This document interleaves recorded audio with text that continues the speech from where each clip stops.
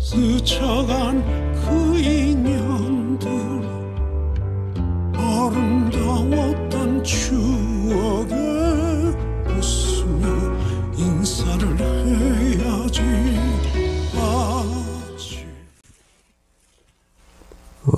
앞부분 얘기는 조금 무거울 수 있습니다. 나름대로 생각을 정리해서 글을 쓰다 보면 자꾸 무겁고 어려워지는 것 같습니다.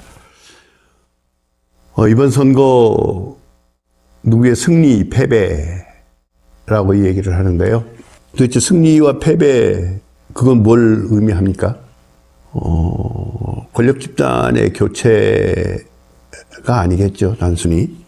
역사의 변화, 아니 너무 무겁게 얘기하지 말고요. 세상이 변화해 가는 것은 그렇게 한 방향으로 일관되게 이렇게 진행되는 것이 아니라고 하는 거 우리는 너무 잘 알고 있습니다. 뭐 급진적 개혁이냐, 혁명이냐, 또는 점진적 변화냐, 뭐 이런 얘기 지식인들이 하는 얘기일 수 있고요. 제 개인적인 삶의 어떤 그 흐름 속에서도 언제나 뭐 그런 표현을 쓰기도 했습니다만, 동토의 왕국, 얼어붙은 그런 시대에서 또 꽃이 피어나는 어떤 그런 시대로 변화되고, 기만과 왜곡의 시대에서 조금 더 바르다고 생각할 수 있는 어떤 그런 시대로 끊임없이 변화해 가면서 그렇게 우리의 삶의 현실은 바뀌어 왔던 것 같습니다.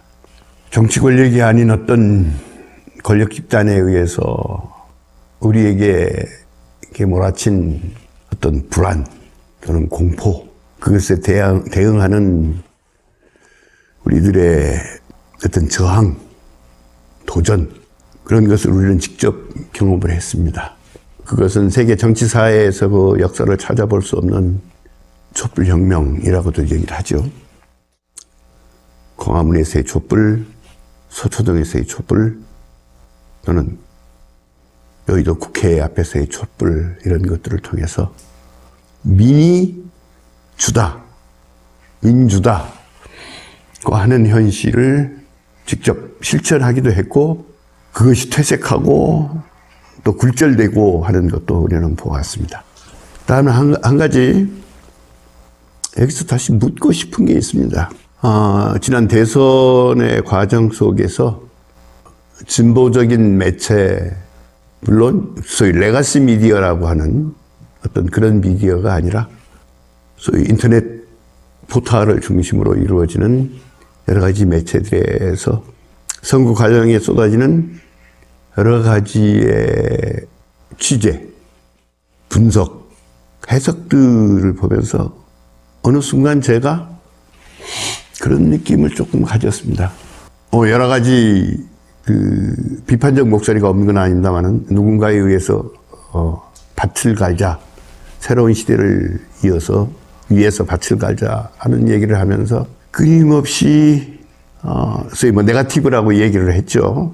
부정적이고 비판적인 어떤 그런 사실들을 끊임없이 열거해 나가는 그런 과정을 보면서 이건 문제가 있다. 내일을 위한 무언가를 왜 이렇게 보여주지 않는가. 그제였습니다. 밭은 갈았는데 씨를 안 뿌렸잖아. 그것이 어떤 카툰 작가에 의해서 씨를 뿌려야 한다고 하는 그런 카툰으로 올라온 것도 제가 봤습니다. 왜 이렇게 우리가 이루어야 할 내일에 대한 설계가 왜 이렇게 안 보이지? 소위 진보적인 유튜버나 포털에서 왜 부정적이고 비판적인 상대방에 대한 그것만 이렇게 한없이 유포되고 있는 거지? 그 다음 또 하나는 적어도 두 후보의 선거대책위원회에서 보여준 수많은 아젠다들을 보면서 진보정당이 내일을 위한 수많은 어떤 과제와 씨앗을 끊임없이 보여줬습니다. 가치나 의미의 측면에서는 비할 바가 없었습니다.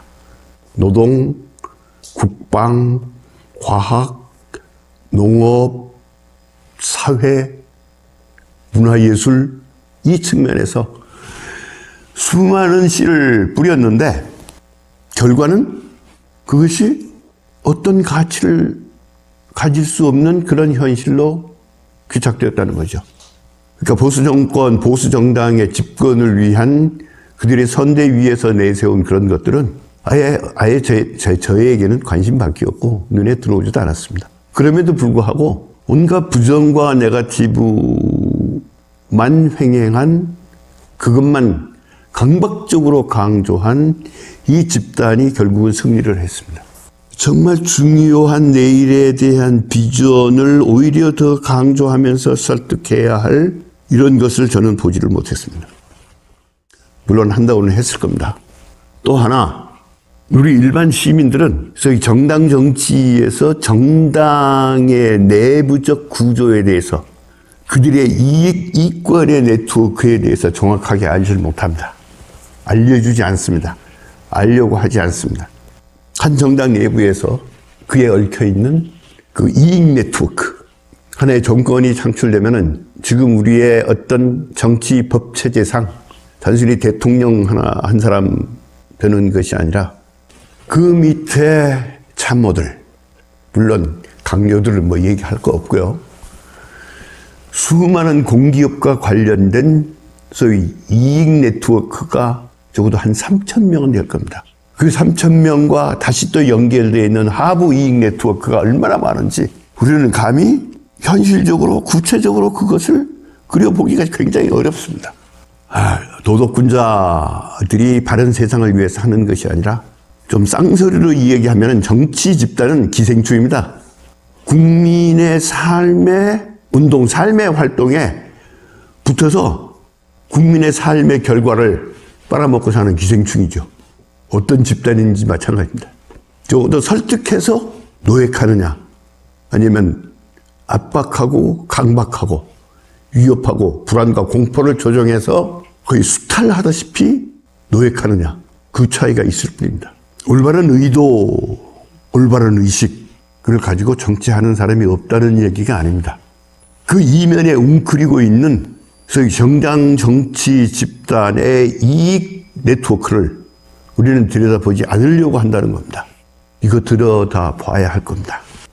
전진해 왔고 변화되어 왔고 조금 더 나은 삶의 어떤 체제로 우리가 발전해 왔음을 부정할 수 없습니다.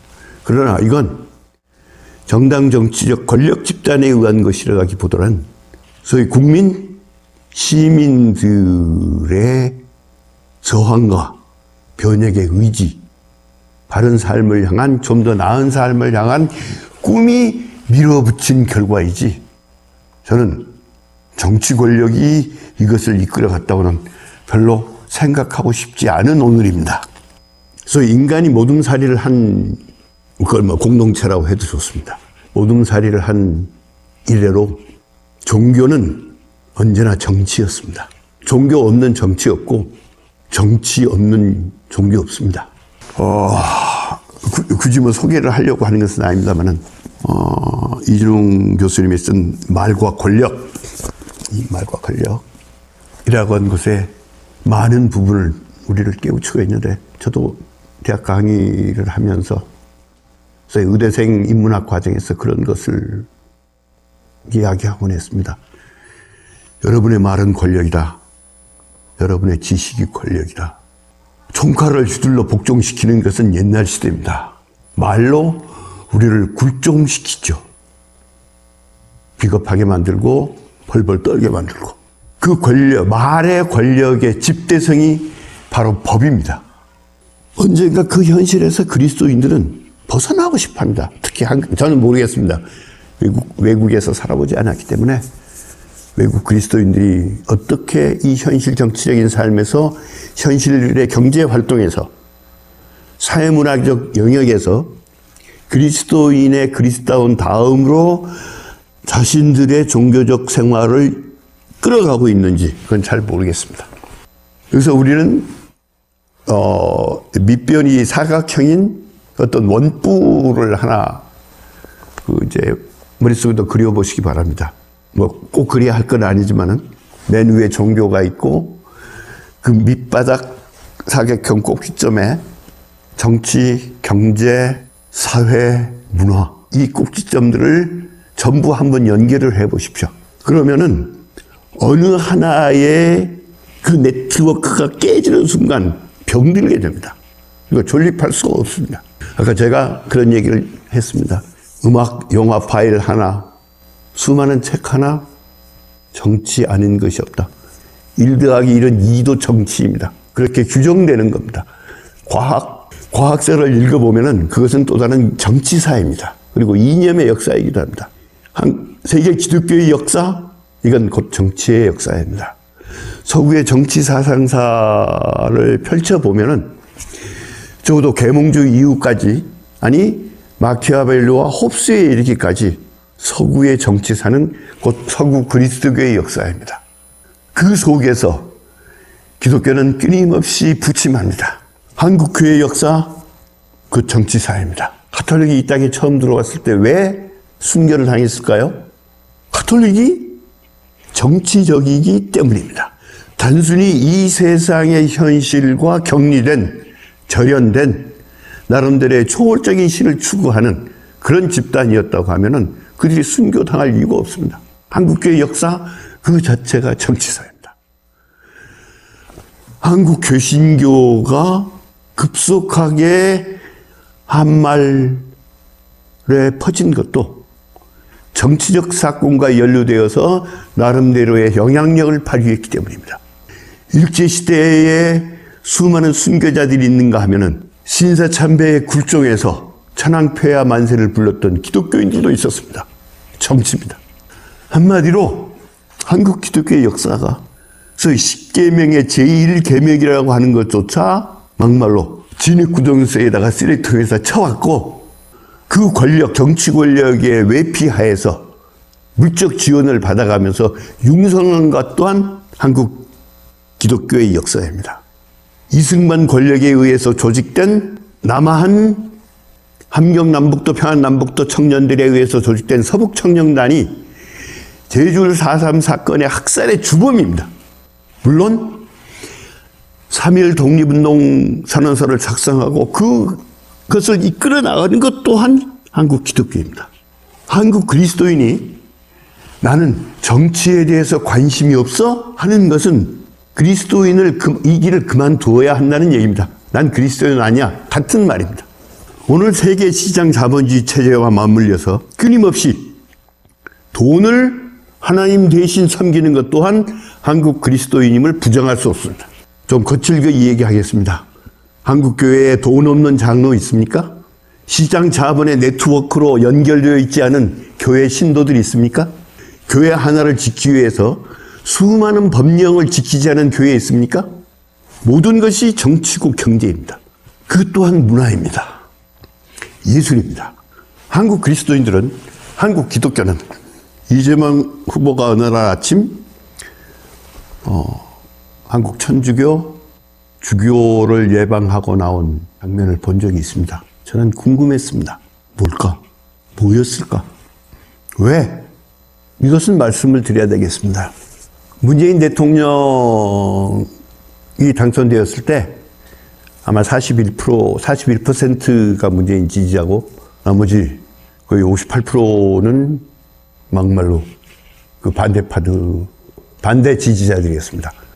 결국은 조금 더 인간다운 내일의 삶을 꿈꿨던 그 현실이 그 거대한 촛불혁명의 결과로서 이루어진 것조차도 41%였습니다.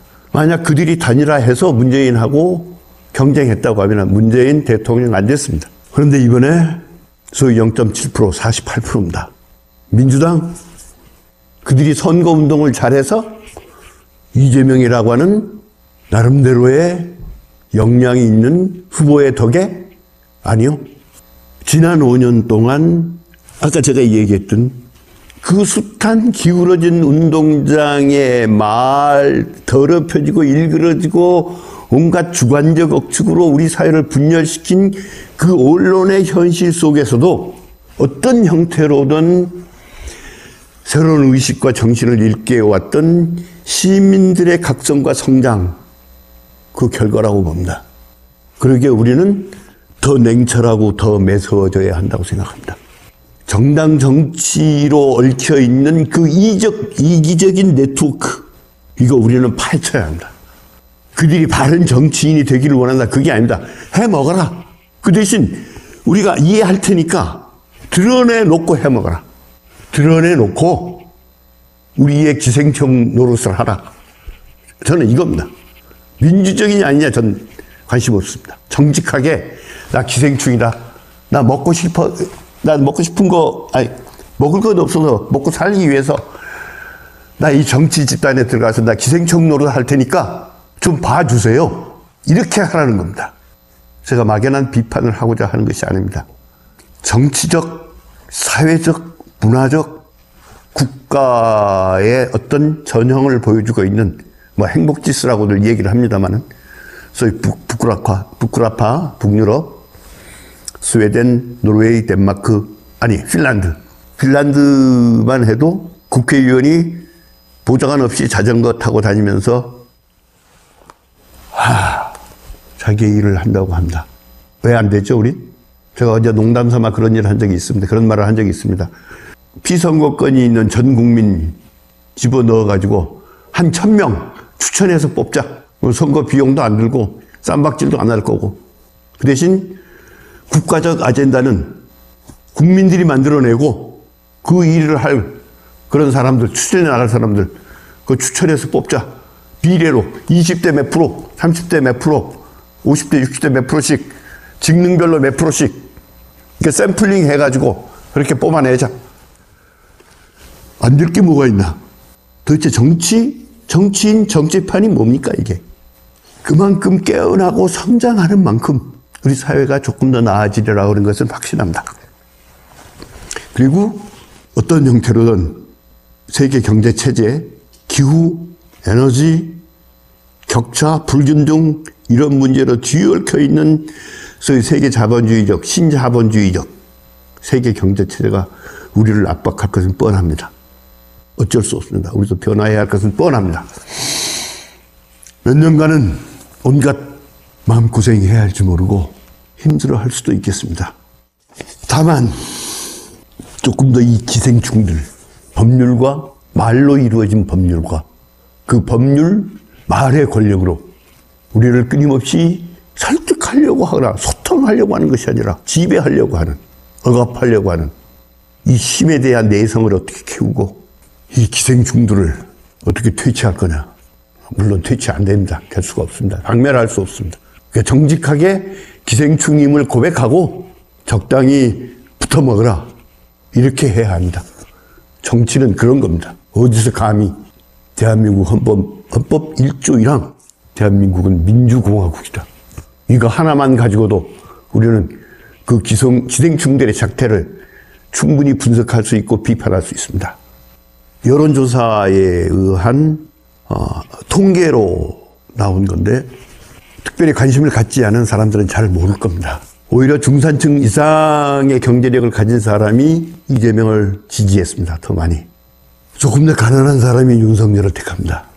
적어도 여론조사에 의한 어떤 통계에 의해서 왜 노인들이 더 윤석열을 선택했을까요? 20대 남성 청년들은 왜 윤석열을 택했을까요? 절망의 선택이라고 생각을 합니다. 부서지기를 원하는 거죠. 부서뜨리고 싶은 겁니다. 이유 없습니다. 그 분노는 결코 우리의 삶을 진전시키지 않습니다. 물론 그들을 책망할 거 아닙니다. 뭐하러 책망하겠습니까? 우리도 어쩔 수 없었는걸요. 누구 말대로 그들의 곁에 있지 않았으니까요. 어떤 의식적인, 감정적인 무엇을 가지고 오늘의 현실을 분석하고 비평할 생각은 전혀 없습니다. 그럴 이유도 없습니다. 그저 현실일 뿐이죠. 가수 김현식의 넋두리에 그래서 그렇게 노래를 합니다. 가다가 지치면 또 일어서겠지. 놀라운 역설입니다. 가다가 지치면 주저앉는 것이 아니라 가다가 지치면 또 일어섭니다. 맞바람에 연이 더 높이 날듯이 제가 강조하고 싶었던 것은 말해야 할 것을 말하지 않았고 말하지 못하게 한 어떤 것, 알아야 하는데 알려고 하지 않았던 것, 어떤 상황에서건 어떤 자리에서건 가야 할 길이면 줄을 알면서도 그것은 아니라고 잘못된 것에 의해서 말하지 못하게 하고 말하지 않으려고 했던 것. 봐야 하는데 보지 않으려고 했고 보지 못하게 했던 것. 이것을 봐야 할 그런 오늘이 아닌가 하는 생각을 해봤습니다. 잠시 쉬었다가 예수님의 삶이 얼마나 정치적이었는지 잠깐 얘기를 하려고 합니다. 고맙습니다.